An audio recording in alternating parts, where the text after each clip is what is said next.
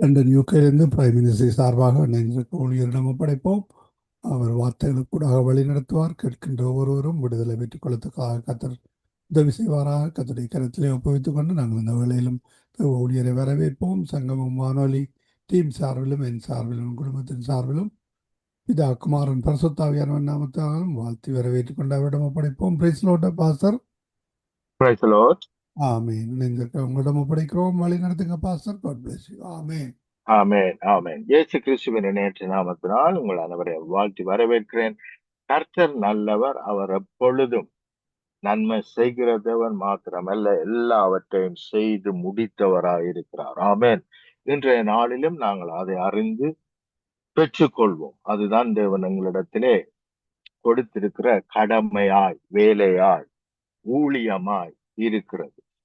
ஜெபிப்போம். அன்பின் பிதாவே, இந்த வேலைக்காக உமக்கு நன்றி செலுத்துகிறோம். நீர் பெற்றுக் கொடுத்த யாவற்றையும் பெற்றுக்கொண்டு மற்றவர்களுக்கு கொடுப்பது, மற்றவர்களை விடுதலையாக்குவது, மற்றவர்களை உம்மண்டையிலே நடத்துவது எங்களுடைய ஊழியமாய், எங்களுடைய நோக்கமாய் இருக்கிறது. அதற்காக உமக்கு நன்றி செலுத்துகிறோம். இன்றைய நாளிலும் எல்லாவற்றையும் செய்து முடித்த உம்முடைய வார்த்தைகளை மேற்கொள்ளட்டும், உயிர்ப்பிக்கட்டும், புதுப்பிக்கட்டும், கட்டட்டும், நாட்டட்டும், எழுந்து பிரகாசிக்க பண்ணட்டும்.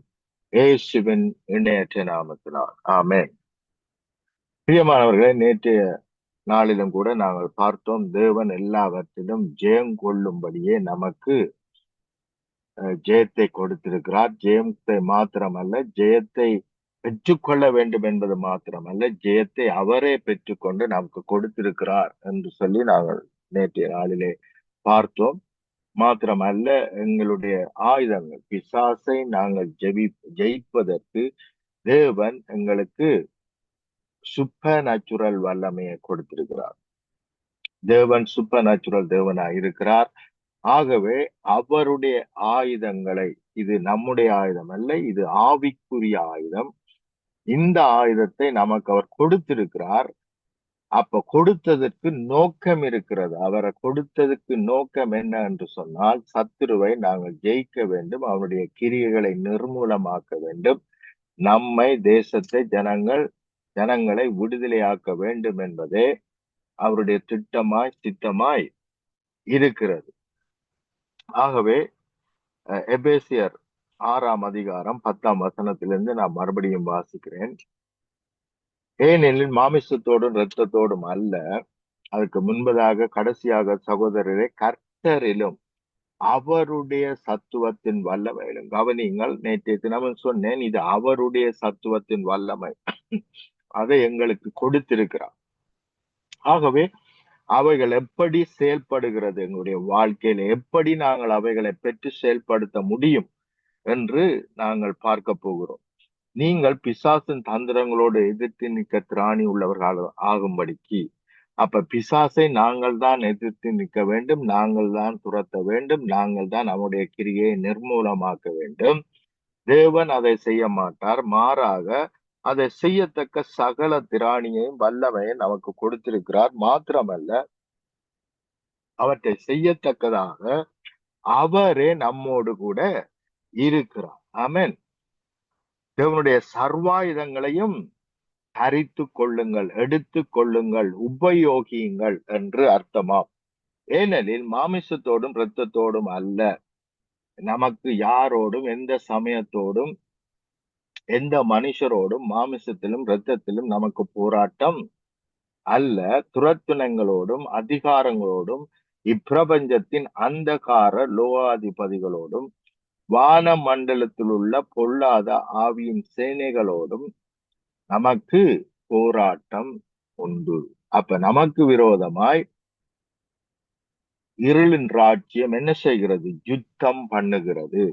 ஆகையினால் தீங்கு நாளிலே இவைகளை நீங்கள் எதிர்க்கவும்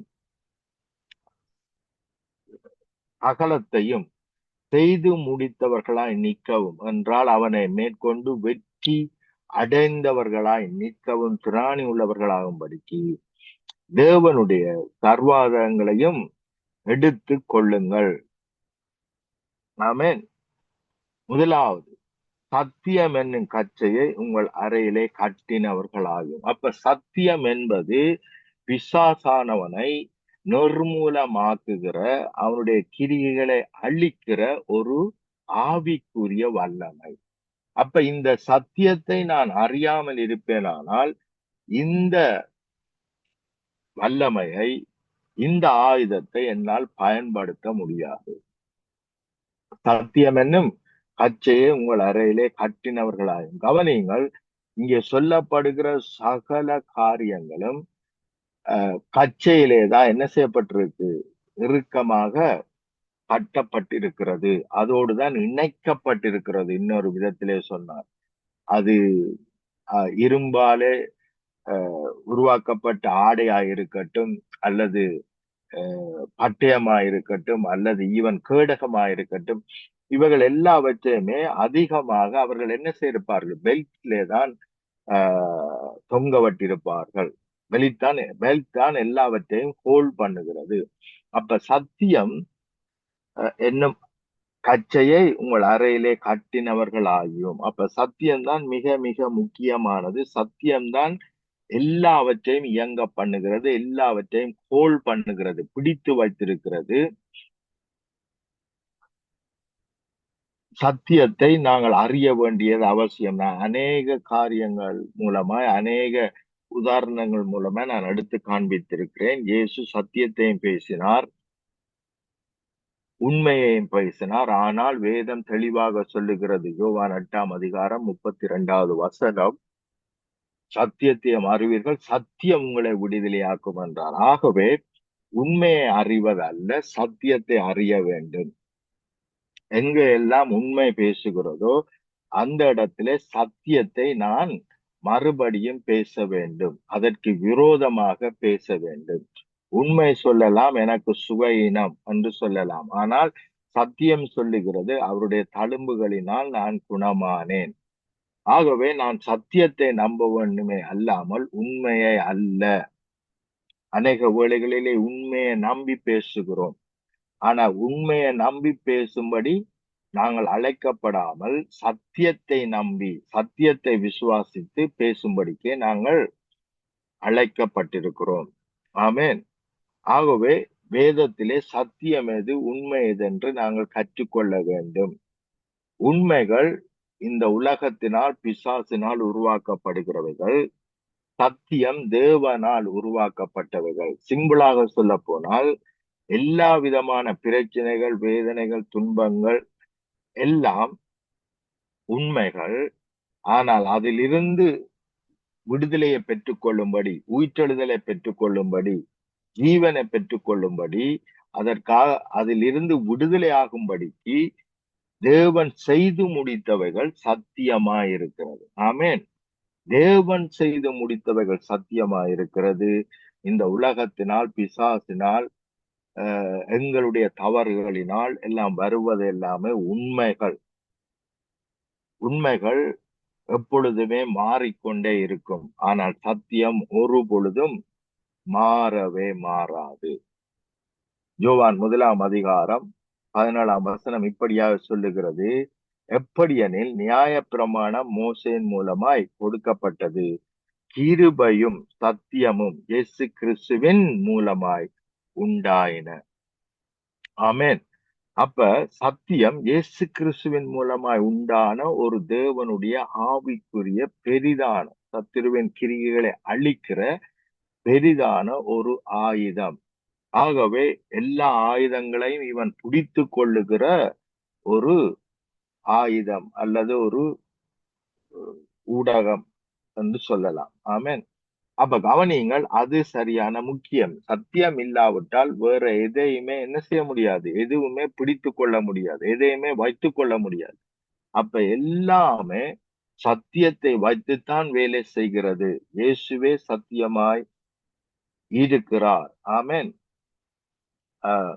யோவான் 8:32 வாசிக்கிறோம், இயேசு நானே வழியும் சத்தியமும் ஜீவனுமாயிருக்கிறேன். ஆமென். என்னை அல்லாமல், இந்த சத்தியத்தினால் அல்லாமல் ஒருவனும் பிதாவினிடத்தில் வரான். அப்ப அவர் இயேசு கிறிஸ்து சத்தியமாயிருக்கிறார், அவர் செய்து முடித்தவைகள் சத்தியமாயிருக்கின்றன.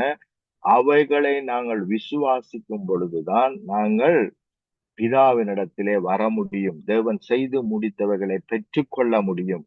அப்படி நாங்கள் சத்தியத்தை அறியாமல் இருப்போமானால், அதை விசுவசிக்காமல் இருப்போமானால், சத்தியம் எங்களுடைய வாழ்க்கையிலே கிரியை செய்ய முடியாது.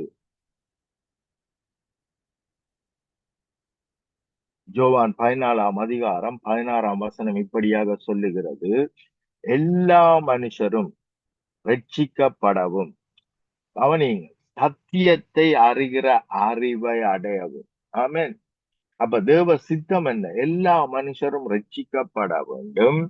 அவர்கள் சத்தியத்தை அறிகிற அறிவை, அவர்கள் வஞ்சிக்கப்படக்கூடாது, பிசாசினால் வஞ்சிக்கப்படக்கூடாது, மேற்கொள்ளப்படக்கூடாது என்பதற்காக சத்தியத்தை அறிகிற அறிவை அடையவும் அவர் சித்தமுள்ளவராயிருக்கிறார். அப்ப தேவ சித்தம் என்ன என்று நீங்கள் கேட்பீர்களானால், நாங்கள் சத்தியத்தை அறிய வேண்டும். அப்பொழுதுதான் நாங்கள் மெய்யான விடுதலையை பெற்றுக்கொள்வோம். சத்தியம், இயேசு கிறிஸ்துவே சத்தியமாயிருக்கிறார். 2 விதத்திலே அதை அறிய முடியும். முதலாவது, இயேசுவை வார்த்தையின் மூலமாய் அறிந்து கொள்ளுகிறோம். 2வது, அவரோடு உள்ள உறவின் மூலமாய் அவரை அறிந்து கொள்ளுகிறோம். இது 2மே முக்கியம். சத்தியத்தை நான் அறிந்து கொள்ளாவிட்டால் வேதத்தின் மூலமாய் சத்தியமானவரோடு சரியான உறவு என்னால் வைக்க முடியாது. ஆகவே இவை 2ம் மிகவும் முக்கியமானது. எவ்வளத்துக்கு அவரை அறிகிறோமோ அவ்வளத்துக்கு அவரோடு உறவு கொள்ளுகிறவர்களாக இருப்போம். ஆமென். கவனியுங்கள், 1 தீமோத்தேயு 2:4 தெளிவாக சொல்லுகிறது, எல்லா மனுஷரும் ரட்சிக்கப்படவும் சத்தியத்தை அறிகிற அறிவை அடையவும் அவர் சித்தமுள்ளவராயிருக்கிறார். எசாயா 11:5 இப்படியாக சொல்லுகிறது, நீதி அவருக்கு அரைக்கட்டும், சத்தியம் அவருக்கு விடைக்கச்சையுமாய் இருக்கும். ஆமென்.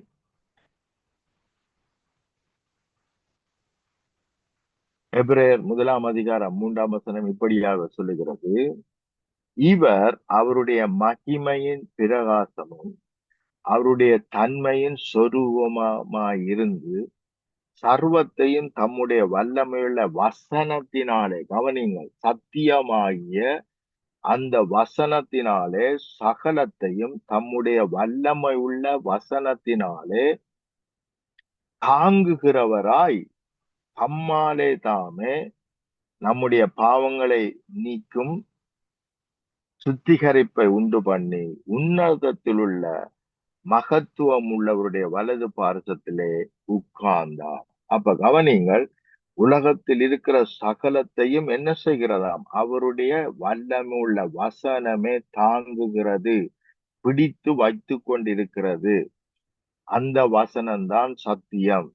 அப்ப இந்த சத்தியத்தை நாங்கள் அறிய வேண்டும். எங்களுடைய சரீரத்தை குறித்த சத்தியம். சரீரத்தை குறித்த சத்தியம் என்ன? நாங்கள் மீட்கப்பட்டோம். சரீரம் பாவத்திலிருந்து மீட்கப்பட்டது, நோயிலிருந்து மீட்கப்பட்டது, வியாதியிலிருந்து மீட்கப்பட்டது, சாபத்திலிருந்து மீட்கப்பட்டது. ஆமென். பிசாசின் இருளிலிருந்து நம்முடைய ஆவியாத்மா சரீரம் மீட்கப்பட்டிருக்கிறது. இவைகள் எல்லாம் சத்தியம். ஆகவே இவைகளை நாங்கள் எவ்வளவுக்கு அதிகமாய் அறிகிறோமோ அவ்வளவுக்கு அதிகமாய்த்தான் நாங்கள் விடுதலை ஆக முடியும். இவைகள் எல்லாம் நமக்கு நடந்தாயிற்று, கிடைத்தாயிற்று என்று தெரியாவிட்டால் எங்களால் என்ன செய்ய முடியாது? இவைகளை பெற்றுக்கொள்ள முடியாது. இவைகள் எல்லாவற்றையும் தேவன் எனக்கு ஏற்கனவே கொடுத்து விட்டார் என்பதை நான் விசுவாசிக்கும் பொழுது அவைகளை பெற்றுக் கொள்ளுகிறவனாய் நான் இருக்கிறேன். ஆமென். 1 கொரிந்தியர் 1:31 அவரே நமக்கு ஞானமும் நீதியும் பரிசுத்தமும் மீட்பும் ஆனார். அப்ப கவனியுங்கள், தேவனால் நமக்கு ஞானம், தேவன் நமக்கு ஞானமாய் இருக்கிறார். யாக்கோப்பிலே வாசிக்கிறோம், ஒருவன் ஞானத்தில் குறைவுள்ளவனாயிருந்தால் யாவருக்கும் சம்பூரமா கொடுக்கிறவிடத்தில் கேட்க கடவன். அவர் சம்பூரணமாய் ஞானத்தை கொடுக்கிற தேவனாயிருக்கிறார். ஆனால் கொடுக்கிற தேவன் என்பதை பார்க்கிலும் அவரே நமக்கு ஞானமாய் மாறிவிட்டார். அப்ப இந்த வசனத்தை வாசிக்கும் பொழுது தேவன் என்னோடு கூட ஞானமாய் இருக்கிறார். ஆமென். எனக்கு தேவையான சகல ஞானமுமாய் தேவன் என்னுடைய வாழ்க்கையிலே மாறி இருக்கிறார், என்னோடு ஞானமாயிருக்கிறார். இரண்டாவது நீதியும், இது மிகவும் முக்கியம். தேவன் என்னுடைய நீதியாக மாறிவிட்டார். ஆகவே என்னுடைய நீதி என்னுடைய கிரியை அல்ல. நான் நீதிமானாவது என்னுடைய கிரியினால் அல்ல. என்னை நீதிமான் ஆக்கினவரை நான் விசுவாசித்தால் நான் நீதிமான். அவர்தான் என்னுடைய நீதி. என்னுடைய நீதியாக அவர் ஆகினபடியினால் நான் நீதிமானாய் இருக்கிறேன், என்னுடைய கிரியையினால் அல்ல. அதைத்தான் நாங்கள் எங்கே வாசிக்கிறோம்? எசாயா 64 6ஆம் வசனத்திலே நாங்கள் வாசிக்கிறோம், எங்களுடைய நீதி எப்படி இருக்கிறதாம்? அழுக்குள்ள கந்தையா இருக்கிறதாம். ஆனால் தொடர்ச்சியாக, அப்படி இருந்தும் நாங்கள் தொடர்ச்சியாக அதை நம்பித்தான் ஜெபத்துக்கு வருகிறோம். தேவ நீதியை நம்பி வராமல், இயேசு எனக்கு நீதியா இருக்கிறார், ஆகவே நான் ஜெபிக்கிறவைகள் என்னவோ அது நிச்சயமாய் நடக்கும், ஏனென்றால் அவர் என்னுடைய நீதி என்று விசுவாசித்து வராமல் எங்களுடைய நீதியை நம்பி வருகிறோம். நாங்கள் என்ன செய்தோம், எத்தனை நாள் உபாசித்தோம், எத்தனை நாள் ஜெபித்தோம், என்னத்தை எல்லாம் கொடுத்தோம் என்று நாங்கள் எங்களை நம்பி வருகிறோம். நாங்கள் அனைவரும் தீட்டானவர்கள் போல. எசாயா 64 6வது வசனம். நாங்கள் அனைவரும் தீட்டானவர்கள் போல இருக்கிறோம், எங்களுடைய நீதி எல்லாம் அழுக்கான கந்தையை போல இருக்கிறது. நாங்கள் அனைவரும் இலைகளைப் போல் உதிருகிறோம், எங்கள் அக்கிரமங்கள் காற்றை போல் எங்களை அடித்து கொண்டு போகிறது. அப்ப சுய நீதியை நம்பி நாங்கள் வருவோமானால் நிச்சயமா தேவனிடத்தில் இருந்து எதையுமே பெற்றுக்கொள்ள முடியாது. ஆனால் நாம் சுய நீதியை விட்டுவிட்டு தேவ நீதி, இயேசு எனக்காக நீதியானார், இயேசு என்னை பரிசுத்தவான் ஆக்கினார் என்று அவரை விசுவாசித்து, அந்த சத்தியத்தை விசுவாசித்து நான் வரும் பொழுது பிசாசால் என்னை குற்றப்படுத்த முடியாது. ஆனால் என்னுடைய நீதியை நம்பி வரும் பொழுது அவனால் குற்றப்படுத்த முடியும். ஆனால் தேவனுடைய நீதியை நம்பி, தேவன் என்னை நீதிமான் ஆக்கி இருக்கிறார் என்று நான் விசுவாசித்து வரும் பொழுது நிச்சயமாய் பிசாசனால் குற்றப்படுத்த முடியாது, குற்ற உணர்வை என்னுடைய வாழ்க்கையிலே கொண்டு வர முடியாது. ஆகவே நான் தைரியமாய் ஜெபிக்க முடியும். தைரியமாய் நான் ஜெபிக்கிற ஜெபத்தினுடைய பதிலை பெற்றுக்கொள்ள முடியும். ஆமென். கவனிங்கள், ரோமர் 10ஆம் அதிகாரம் 3ஆம் வசனம் இப்படியாக சொல்லுகிறது, அல்லது 2ஆம் வசனத்திலிருந்து வாசிக்கிறேன். தேவனை பற்றி அவர்களுக்கு வைராக்கியம் உண்டென்று அவர்களை குறித்து சாட்சி சொல்லுகிறேன், ஆகிலும் அது அறிவுக்கேற்ற வைராக்கியம் அல்ல. அப்ப பரிசுத்த பவுல் என்னத்தை குறித்து எழுதுகிறார் என்றால் யூதரை குறித்து எழுதுகிறார். அவர்களுக்கு என்ன இருந்தது? வைராக்கியம் இருந்தது. ஆனால் அது அறிவுக்கேற்ற வைராக்கியம் அல்ல. எப்படியெனில் அவர்கள் தேவ நீதியை அறியாமல், இதுதான் பெரிய பிரச்சனை பிரியமானவர்களே. தேவனுடைய பிள்ளைகள் இன்று வரைக்கும் தேவ நீதியை அறியவில்லை. தேவ நீதி என்னென்றால் எங்கள் மேல் குற்றம் சுமத்தி, எங்களை தண்டித்து, எங்களுக்கு சாபத்தை கொண்டு வந்து எங்களை தண்டனைக்குள்ளாக்குவது தேவ நீதி அல்ல. எங்கள் மேல் வர வேண்டிய சகல சாபத்தையும், எங்கள் மேல் வர வேண்டிய மரணம், எங்கள் மேல் வர வேண்டிய சுகையினம், எங்கள் மேல் வர வேண்டிய அவமானங்கள், நிந்தனைகள், வேதனைகள், துன்பங்கள் எல்லாவற்றையும் பிதா கிறிஸ்துவின் மேல் வர பண்ணினார். அவரை ஏற்றுக்கொண்டார். அதனால் நாங்கள் விடுதலை ஆனோம். ஆமென். இதுதான் தேவனுடைய அன்பு. எவ்வளவு பெரிய அன்பு! எல்லாவற்றையும் அவர் சுமந்தார் நமக்காக, நாம் விடுதலை ஆக வேண்டும் என்பதற்காக. அப்ப தேவ நீதி என்னென்று அறியாமல் நாங்கள் மனுஷ நீதியை வைத்து இதுதான் தேவ நீதி என்று நினைக்கிறோம். ஒரு தகப்பன் எப்படி தன்னுடைய பிள்ளையோடு இடைப்படுவார் பூமியிலே என்று நினைத்து, அதே போலத்தான் பிதாவும் இடைப்படுவார் என்று நினைக்கிறோம். அதனால்தான் அவர் தண்டிப்பார், அடிப்பார், உதைப்பார், எங்களை சோதிப்பார் என்றெல்லாம் நாங்கள் விசுவாசிக்கிறோம். தவறாது.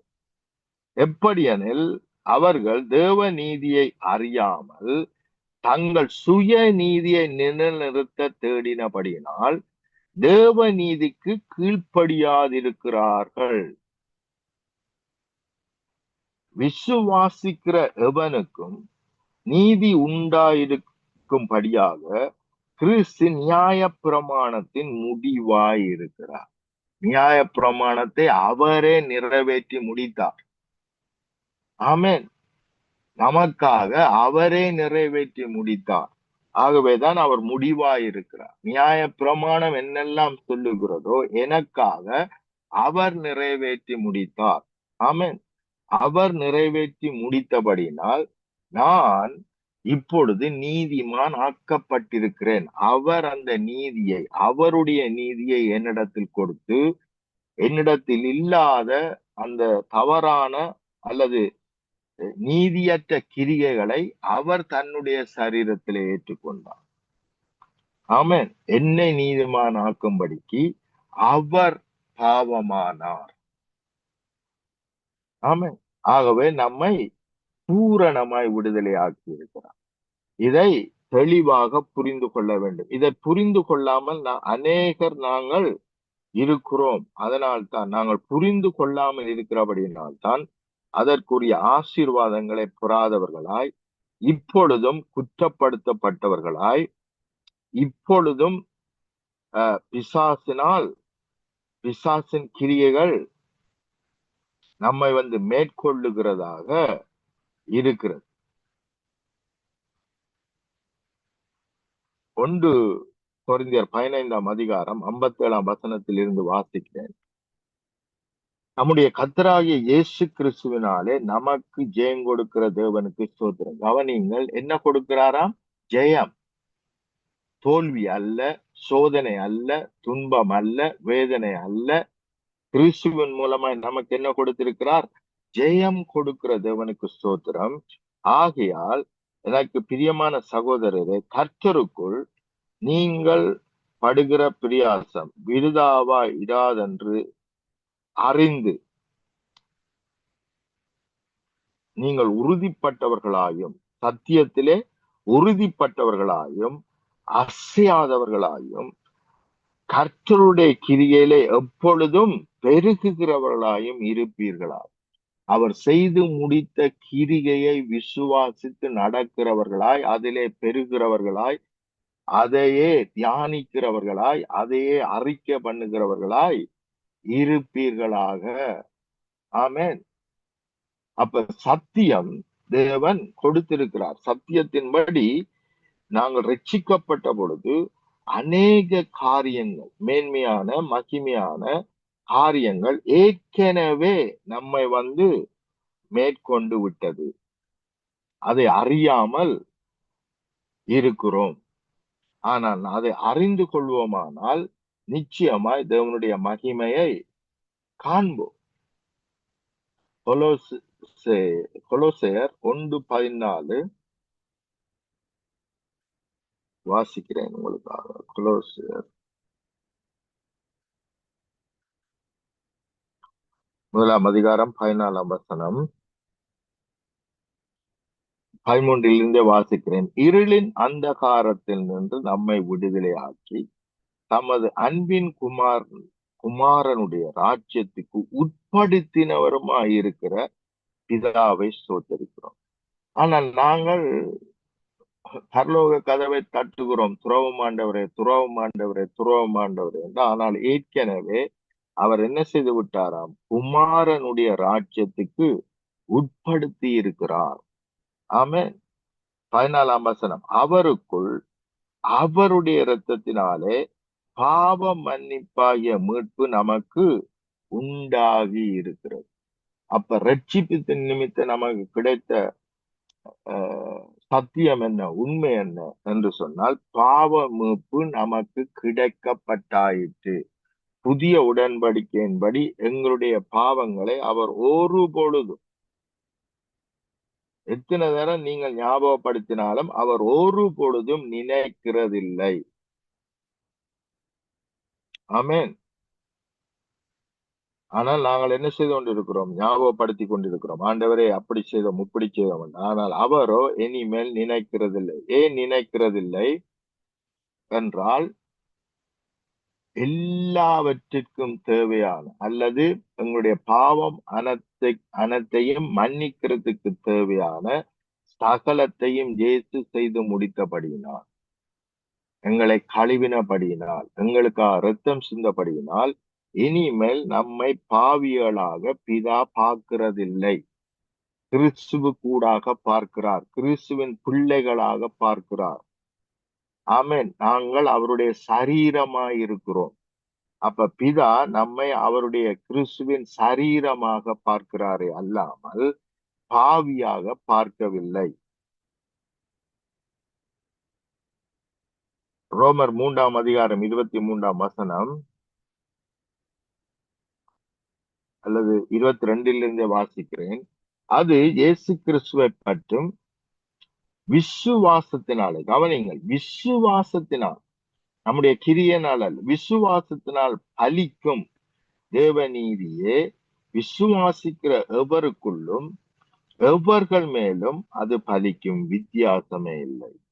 எல்லோரும் பாவம் செய்து தேவ மகிமை அற்றவர்களாகி இலவசமாய் அவருடைய கிருபையினாலே கிறிஸ்து இயேசுவினுடைய மீட்பை கொண்டு, கவனிங்கள், அவருடைய மீட்பை கொண்டு நீதிமான்கள் ஆக்கப்படுகிறார்கள். நாங்கள் அவருடைய நீதியினால் நீதிமான்கள் ஆட்கப்படுகிறோம். தேவன் பொறுமை உள்ளவராய் இருந்த காலத்திலே நடந்த பாவங்களை தாம் பொறுத்து கொண்டதை குறித்து தம்முடைய நீதியை காண்பிக்கும் பொருட்டாகவும், தாம் நீதி உள்ளவரும் கிறிஸ்துவின் இடத்தில் விசுவாசமாய் இருக்கிறவனை நீதிமான் ஆக்குறவருமாய், கிறிஸ்துவனிடத்திலே விசுவாசமாய் இருக்கிறவனை நீதிமான் ஆக்குறவருமாய் விளங்கும்படி இக்காலத்திலே தமது நீதியை காண்பிக்கும் பொருட்டாகவும் கிறிஸ்து இயேசுனுடைய இரத்தத்தை பற்றும் விசுவாசத்தினாலே பலிக்கும் கிருபாதார பலியாக அவரையே ஏற்படுத்தினார். ஆமென். அப்படி இருக்க மேன்மை பாராட்டல் எங்கே? அது நீக்கப்பட்டதே. எந்த பிரமாணத்தினாலே? கிரிகை பிரமாணத்தினாலேயா அல்லது விசுவாச பிரமாணத்தினாலேயா? ஆதலால் மனுஷன் நியாய பிரமாணத்தின் கிரிகையினால் அல்லாமல் விசுவாசத்தினாலே நீதிமான் ஆக்கப்படுகிறான் என்று தீர்க்கிறோம். அப்ப சத்தியம் என்ன சொல்லுகிறது? நீங்கள் நீதிமான். நீங்கள், நம்முடைய பாவங்கள் பூரணமாய் மன்னிக்கப்பட்டு விட்டது. நாங்கள் இப்பொழுது அவருடைய பரிசுத்தவான்கள் ஆக்கப்பட்டிருக்கிறோம், பிள்ளைகள் ஆக்கப்பட்டிருக்கிறோம். ஆமென். இது சத்தியம். இதை விசுவாசித்தால் பிசாசு நம்மை குற்றப்படுத்த முடியாது, நோய்களை கொண்டு வர முடியாது, வேதனைகள், தடைகள், தாமதங்களை கொண்டு வரவே முடியாது. ஆகவே சத்தியத்தை அறியுங்கள், சத்தியம் உங்களை விடுதலையாகும். ஆமென். அன்பின் பிதாவே, இந்த வேலைக்காக உமக்கு நன்றி செலுத்துகிறோம். இன்னும் அநேக சத்தியங்களை எந்த ஏரியாவில் எல்லாம் நமக்கு விடுதலை கொடுத்து விட்டீர் என்பதை இன்னும் அதிகமாய் அறிந்து கொள்ள எங்களுக்கு உதவி செய்யும். சத்தியத்தை நாங்கள் அறிகிறோம். அது எங்களை என்றென்றைக்கும் விடுதலையோடு வைத்திருக்கிறதற்காக நன்றி. இன்னும் அதிகமாய் சத்தியத்தை அறிய எங்களுக்கு கிருபை செய். எங்களுடைய இதய கண்கள் திறக்கப்படுவதால் முழுமையான விடுதலை ஒரே பலியினால் என்றென்றைக்கும் பூரணப்படுத்தினேன் என்ற வார்த்தையின்படி அந்த பூரணம் ஒவ்வொரு பிள்ளைகளையும் மேற்கொள்ளட்டும், அதிலே பலிகி பெருக பண்ணட்டும். இயேசுவின் இணையற்ற நாமத்தினால் ஆமென், ஆமென், ஆமென். ஆமீன் ஆமீன். கர்த்தருடைய வார்த்தைகள் எடுத்து வந்து விதைத்திருக்கிறீர்கள். கர்த்தர் தாமே உங்களுடனும் கூட இருந்து ஆசீர்வதித்து வழி நடத்துவாராக. நாங்கள் நாளைக்கு நாளைய தினமும் வெளியிலே போகணும். வர்றதுக்கு நேரமாகும் பாஸ்டர். நாங்கள் திங்கட்கிழமை திரும்பவும் சந்திப்போம். அதுவரை இந்த வசமாத்த கூறுகிறோம், வாழ்த்துகிறோம், ஆசீர்வதிக்கிறோம். கொடுக்கப்பட்ட வார்த்தைகளுக்காக நன்றி செலுத்திக் கொண்டு கேட்கின்ற ஒருவரும் விடுதலை விட்டுக் கொள்வதற்காக கர்த்தர் உதவி செய்வாராக. உங்கள் குடும்பத்தாரையும் வாழ்த்தி கொண்டு வாரத்தின் முதல் நாளிலே சபையிலே காணப்படுகின்ற பொழுதும் கர்த்தர் தாமே வார்த்தைகளுக்கு கூடாக வழி நடத்துவாராக, ரட்சிப்பை கட்டளையிடுவாராக. இந்த வேளையில் நன்றிகளையும் வாழ்த்துக்களையும் கூறி விடைபெற்றுக் கொண்டு திங்கட்கிழமை சந்திப்போம் pastor. God bless you. Amen. Amen. Amen. ஆமென். அருமையானவர்களை இதுவரை நிறைய ஊழியர் பாஸ்டர் ஹென்றி ஏப்ரஹாம் அவர்கள் லண்டன் யூகேயிலிருந்து பிரைம் மினிஸ்டர் சார்பாக இணைந்து கர்த்தருடைய வார்த்தைகளை விதைத்திருக்கிறார்கள். கர்த்தர் தாமே அவருடன் கூட இந்த ஆசீர்வதித்து வழி நடத்துவாராக என்று வாழ்த்திக் கொண்டு நாங்கள் அந்த வேளையிலும் விடைபெறுவோம்.